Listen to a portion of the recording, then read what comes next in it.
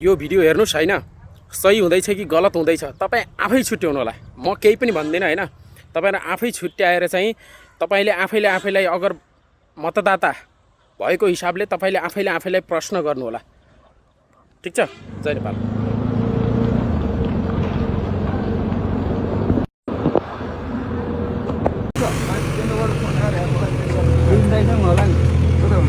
मुई माथि उसमा टङ्की मागे जस्तो के भए पनि विकास होइन। अब यो त एकदम दादागिरी नै गरे जस्तो टाइपको भयो होइन। एकदिन पनि हामीले अब मिडिया सोसल मिडियाबाट पनि गरिरहेको थियो। जेसिबी लाउन कहीँ पनि एलाउडै छैन। पहिलो कुरो बुझ्नुभयो नि।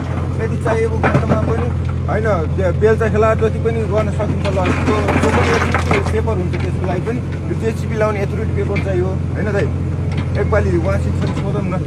इन्डिया भन्नुपर्छ नेपालको भाइ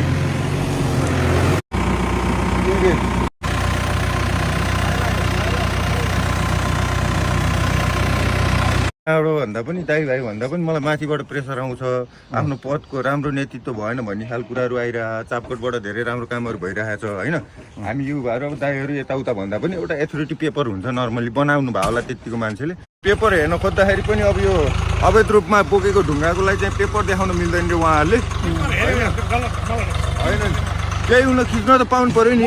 हजुरले नै देखाउनु हजुरसँग भएको पेपर हामीले खिचेर उता देखाउन सम्बन्धित निकायमा देखाउन पाइँदैन भने रेकर्डमै के हो भने नगरपालिकामा तपाईँहरूको मैले चिन्दिनँ, नातुमा दाजुभाइ पर्ने आफ्नो ठाउँमा रहला, तर सम्बन्धित निकायमा पुगेर तपाईँहरूको माथिको उजुरीको तपाईँहरूको कनेक्सन काम आई डोन्ट नो, मलाई थाहा छैन। तर तपाईँहरू पालिका जानुहोस् र पालिकाले दिएको चिठीमा तपाईँहरूलाई देखाएँ।